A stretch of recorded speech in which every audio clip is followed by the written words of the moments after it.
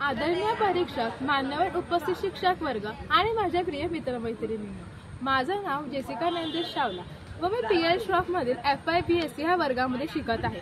जय हिंद, जय भारत। आज मी एका अतिशय महत्त्वाच्या आणि विद्यार्थ्यांच्या भविष्यासाठी आवश्यक अशा विषयावर बोलणार आहे। तो विषय म्हणजे शासकीय शिष्यवृत्ती योजना आणि तिची अंमलबजावणी। मित्रांनो, आपल्याला माहित आहे की शिक्षण हीच खरी ताकद आहे। शिक्षणाशिवाय कोणताही समाज किंवा राष्ट्र प्रगती करू शकत नाही। पण दुर्दैवाने आपल्या समाजातील सर्व मुलांना दर्जेदार शिक्षण घेता येत नाही। यातील मुख्य कारण म्हणजे आर्थिक अडचणी।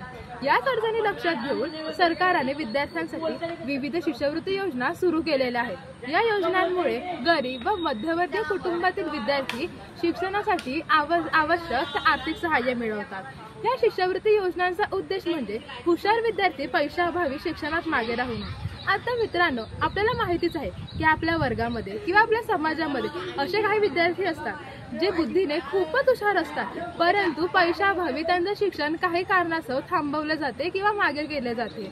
आणि दुसरं म्हणजे सर्वांना समान शैक्षणिक संधी मिळाव्यात। मित्रांनो, आता आपल्या समाजामध्ये एक तर मागासवर्गीय विद्यार्थी असू दे किंवा उच्च दर्जाचे विद्यार्थी असू दे, दोघांना समान पातळीचे शिक्षण पुरवले पाहिजे असं शासनाचे योग्य उद्देश आहे। तिसरा पॉइंट म्हणजे आपल्या समाजात समानता प्रस्थापित करणे।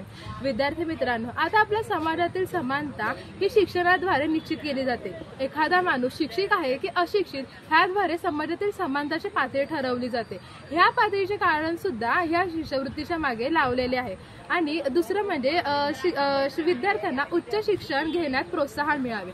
विद्यार्थी मित्रांनो, आपल्या समाजामध्ये काही विद्यार्थी हे पैशाअभावी योग्य शिक्षण प्राप्त करू शकत नाही। हे सुद्धा कारण ह्या शिष्यवृत्ती योजनांना प्रस्थापित करण्याच्या मागे आहे।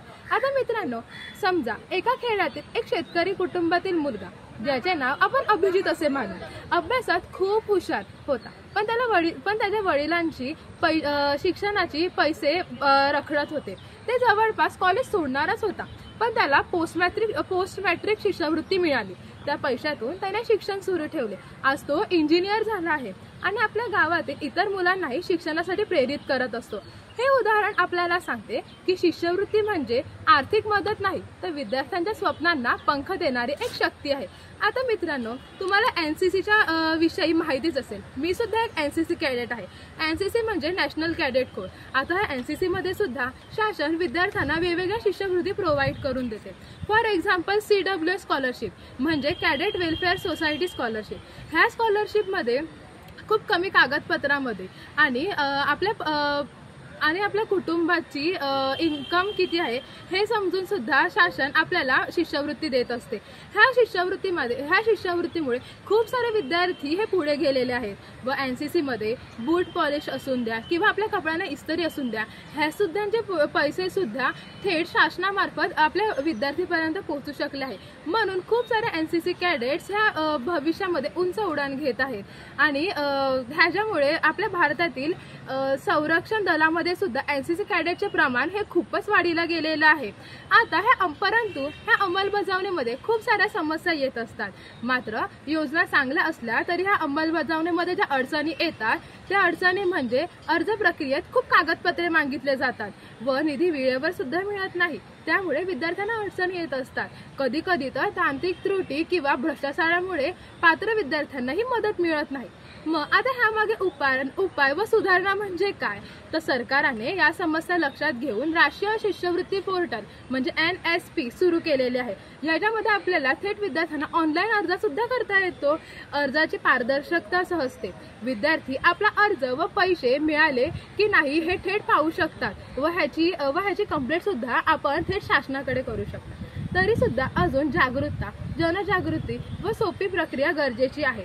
आता एवढं सगळं म्हणाल्यानंतर आपल्याला शिष्यवृत्तीचे महत्त्व तर कळालेच पाहिजे। तर ते म्हणजे शिष्यवृत्ती ही फक्त पैशाची मदत नसून ती विद्यार्थ्यांच्या स्वप्नांना पंख देणारी एक शक्ती आहे। या मदतीमुळे एखादा विद्यार्थी डॉक्टर, अभियंता, शिक्षक व शास्त्रज्ञ होतो। तो स्वतःही आपल्या कुटुंबाचे, समाजाचे आणि देशाचे भविष्य घडवतो।